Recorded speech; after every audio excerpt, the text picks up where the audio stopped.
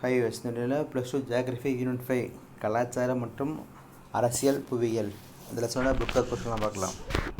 First question, கீழே கொடுக்கப்பட்ட வாக்கியத்தில் உண்மையானது எது? ஆன்சர், பப்புவா நியூ கினியாவுக்கு அடுத்து இந்தியா உலகின் 2வது மிகப்பெரிய மொழிகளை கொண்டுள்ள நாடு அப்படிங்கிறது உண்மையானது. செகண்ட் கொஸ்டின், பின்வற்றில் பாரம்பரிய கலாச்சார பகுதிகள் மற்றும் தவறான கருத்து எது? அது இஸ்லாம் ஒரு முக்கிய செல்வாக்கை பெற்றுள்ள ஒன்று இருக்கும் நிலையில் கண்ட ஐரோப்பிய கலாச்சாரம் மற்றும் பல்வேறு அரசியல் மற்றும் பொருளாதார சிந்தனைகளால் பாதிக்கப்படுகிறது. இது தவறான கருத்து. தேர்ட் கொஸ்டின், ஒவ்வொரு 14 நாட்கள் ஒரு மொழி இறப்பதாக மதிப்பிடப்பட்டுள்ளது. ஃபோர்த் கொஸ்டின், யுனெஸ்கோவின் கருத்துப்படி ஆபத்தான மொழிகளில் 5 நிலைகளில் குழந்தைகள் பேசாத நிச்சயமாக ஆபத்து நிலையில் உள்ள மொழிகளின் எண்ணிக்கை 646 மொழிகள். ஃபிஃப்த் கொஸ்டின், பின்வரும் கூற்றை கூறியவர் யார்?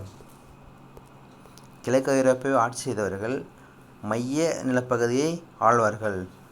உலகத்தீவிற்கு கட்டளையிடும் மைய நிலப்பகுதியை ஆட்சி செய்பவர்கள் உலகத்தீவை ஆழ்வார்கள்.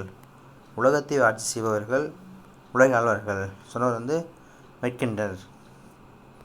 சிக்ஸ்த் கொஸ்டின், எந்த நாடு அதிக எண்ணிக்கையிலான அண்டை நாடுகளின் எல்லைகளை கொண்டுள்ளது? ஆன்சர், சீனா.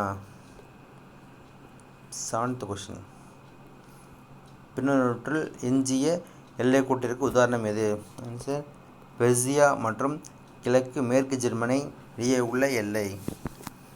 எய்த் கொஸ்டின், மைய நில கோட்பாட்டை வெளியிட்டவர் யார்? மெக்கிண்டர். நைன்த் கொஸ்டின், பின்வருவற்றுள் அனைத்தும் மெக்கிண்டரின் மைய நில கோட்பாட்டை ஆதரிக்கின்றன ஒன்றை தவிர. இது எந்த ஒரு பக்கத்திலும் இருந்து மைய நிலப்பகுதி தாக்கப்படும் வகையில் பலவீனமாக இருக்கிறது. இது அவரோட கோட்பாடு கிடையாது. 10th கொஸ்டின், இது சரியாக பொருந்தியுள்ளது. ஆஸ்ட்ரிச் முண்டா மான்கிமர் இது சரியாக பொருந்தியுள்ளது. இதுதான் தவறான பொருத்தம். தேங்க்யூ.